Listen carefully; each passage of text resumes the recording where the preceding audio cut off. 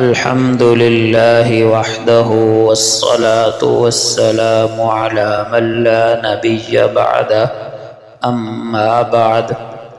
وہ گناہ جو نیکیوں کو برباد کر ڈالتے ہیں ان کا بیان چل رہا تھا۔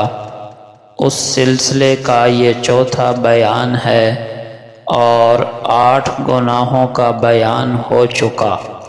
9واں گناہ حضرت ابو امامہ رضی اللہ عنہ سے روایت ہے کہ سرکار دو عالم صلی اللہ علیہ وسلم نے ارشاد فرمایا، 3 لوگوں کی نماز ان کے کانوں سے بھی اوپر نہیں جاتی۔ کانوں سے اوپر نماز کے نہ جانے کا مطلب ہے کہ نماز قبول نہیں ہوتی۔ ان میں سے ایک یہ ہے، امرأۃ باتت وزوجها علیہا ساخط، وہ عورت جس نے اس حال میں رات گزاری کہ اس کا خاوند اس سے ناراض رہا۔ یہ روایت سنن ترمذی میں موجود ہے۔ دیکھیں، اگر خاوند اپنی ذمہ داریاں نہ انجام دے رہا ہو تو اس کو احساس دلانا اور بار بار کی کوشش کے باوجود بھی اگر خاوند نہ سمجھے، اپنی ذمہ داریوں کی طرف توجہ نہ کرے تو خاندان کے بڑے بزرگوں کے ذریعے اس کو سمجھانے کی کوشش کرنا یہ تو جائز ہے۔ اسلام ایسا تصور ہرگز نہیں دیتا کہ خاوند اپنی منمانی کرتا پھرے اور بیوی اور بچوں کے حقوق کی پرواہ نہ کرے اور پھر بیوی سے اپنی خدمت کی توقع اور تمنا بھی رکھے۔ لیکن اگر خاوند اپنی ذمہ داریاں کسی درجے میں ادا کر رہا ہو تو پھر عورت کو احتیاط کا درس زیادہ دیا جائے گا۔ لہٰذا اگر کوئی ناراضگی غصہ ہے بھی صحیح تو وہ رات سے پہلے ختم ہونا چاہیے، ورنہ اس عورت کی نماز اللہ کے ہاں قابل قبول نہیں ہوگی۔ نمبر 10، جن 3 لوگوں کی نماز ان کے کانوں سے بھی اوپر نہیں جاتی یعنی قبول نہیں ہوتی، ان میں سے ایک وہ امام بھی ہے، امام قوم وہم لہ کارہون، ایسا امام جسے لوگ ناپسند کرتے ہوں لیکن پھر بھی وہ زبردستی لوگوں کی امامت کراتا پھرے۔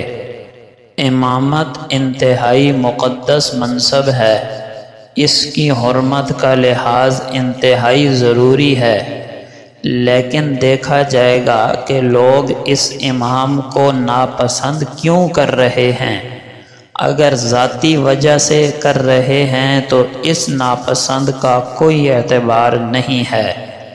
ہاں، اگر امام کے کسی ظاہری کبیرہ گناہ کی وجہ سے ناپسند کریں تب یہ وعید ہے، مثلا وہ علل اعلان فسق و فجور کا ارتکاب کرے، علل اعلان داڑھی منڈا کر پھرتا ہو یا عورتوں سے گفتگو کرتا ہو، بے پردگی کرتا ہو وغیرہ، تو کسی شرعی وجہ سے اگر لوگ امام کو ناپسند کریں اور ناپسند کرنے والے لوگ وہ ہوں جو خود دیندار ہوں، کیونکہ جو بے دین ہیں وہ اپنی ذاتی وجہ سے ناپسند کریں گے تو ان کا اعتبار نہیں، دینداروں کا اعتبار ہے، تو ایسے امام کو منصب سے خود ہی معزول ہو جانا چاہیے۔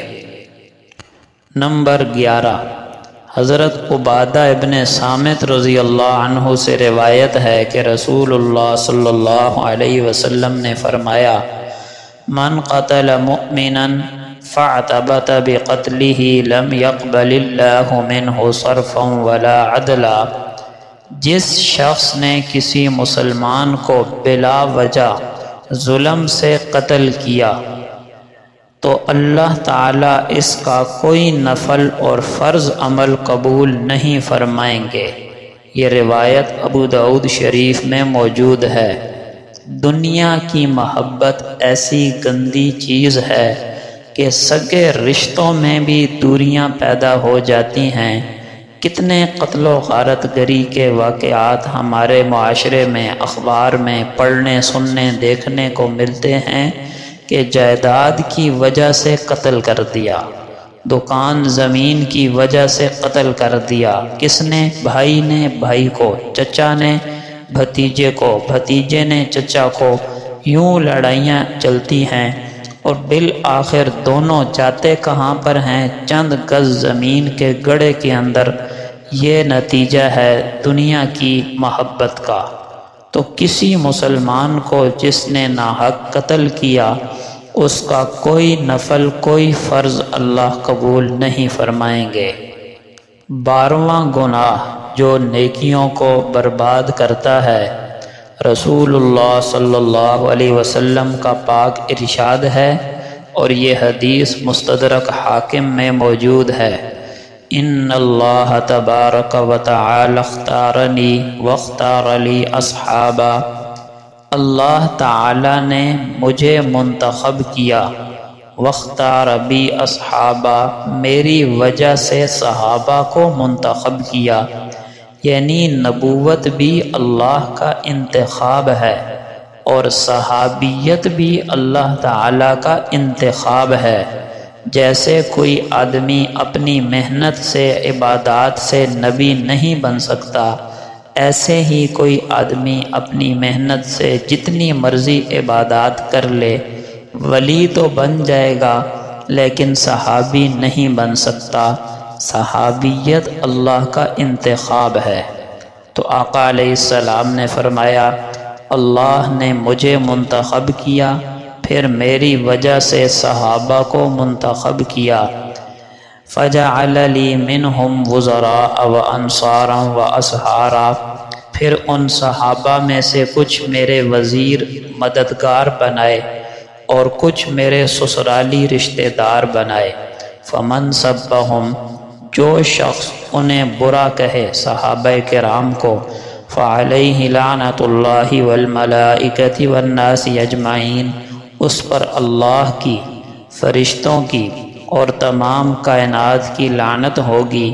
لا يقبل منہ یوم القیامت صرف ولا عدل، قیامت کے دن اس شخص کا کوئی فرض اور نفل عمل قبول نہیں کیا جائے گا۔ ایک اور گناہ جو نیکیوں کو ضائع کرتا ہے، امام بہقی نے شعب الایمان میں یہ روایت نقل کی ہے کہ رسول اللہ صلی اللہ علیہ وسلم نے فرمایا ان اللہ لا يقبل من السقور یوم القیامت صرفا ولا عدلا، اللہ تعالی قیامت کے دن سقور آدمی کا کوئی فرض اور نفل عمل قبول نہیں فرمائیں گے۔ صحابہ کہتے ہیں کہ ہم نے پوچھا یا رسول اللہ صلی اللہ علیہ وسلم سقور کسے کہتے ہیں؟ تو آپ نے فرمایا جو اپنے اہل خانہ میں غیر مردوں کو بھیجتا ہو۔ سقور سے مراد ہے دیوس، جس کا آپ اپنی زبان میں بے غیرت کے ساتھ ترجمہ کر سکتے ہیں، جو اپنے گھر میں کسی بھی غیر مرد کے آنے جانے پر غیرت نہ کرے، یا اپنے گھر کی عورتوں کو، بہنوں کو، بیٹیوں کو، بیوی کو غیر مردوں سے ملنے جلنے سے منع نہ کرتا ہو۔ گھروں میں غیر مردوں کا آنا جانا اور بے پردگی یہ موجودہ دور کا بہت بڑا فتنہ ہے۔ دین سے دور لوگ تو اپنی اولاد اور گھر والوں سے ویسے ہی آنکھیں بند کیے رکھتے ہیں، جبکہ دین سے محبت رکھنے والوں کو اور بظاہر دیندار کہلانے والوں کو بھی جب سمجھایا جاتا ہے تو وہ نہایت آسانی سے اور بے باکی سے کہہ دیتے ہیں کہ جی یہ بچیوں کے کزن ہیں، کزن، اور کزنوں کے جوان ہو جانے کے بعد بھی گھر میں چاہے والدین ہوں یا نہ ہوں بلا دھڑک آنے جانے پر کوئی روک نہیں لگاتے، کوئی ٹس سے مس نہیں ہوتے، اور سمجھایا جائے تو مختلف ہیلے بہانے تعویلیں اور مجبوریاں بیان کرنے لگتے ہیں۔ ایسے لوگوں کو آقا دو جہاں صلی اللہ علیہ وسلم نے سقور اور دیوس قرار دیا ہے۔ یاد رکھیں، چاہے چچا زاد بھائی ہو لڑکی کا، یا ماموں زاد، یا پھوپھی زاد، یا خالہ زاد، یا چچا زاد، یا تایا زاد، یہ سب اس کے غیر محرم رشتہ دار ہیں۔ ان سے پردہ کرنا فرض ہے، اور ان کا گھروں کے اندر تنہائی کی حالت میں آنا یہ جائز نہیں ہے، اور لڑکیوں کا ان رشتہ داروں سے کزن کے نام پر بے حجاب ہو کر گفتگو کرنا، بلا ضرورت گفتگو کرنا بھی جائز نہیں ہے۔ ہمیں چاہیے کہ اولاد کی نقل و حرکت پر، ان کے چال چلن پر، اور بالخصوص ان سے ملنے والوں پر گہری نظر رکھیں تاکہ ہماری اولاد بے راہ روی کا شکار نہ ہو۔ ہر قسم کے گناہ سے اللہ پاک ہم سب کی حفاظت فرمائے، آمین۔ وما علینا الا البلاغ۔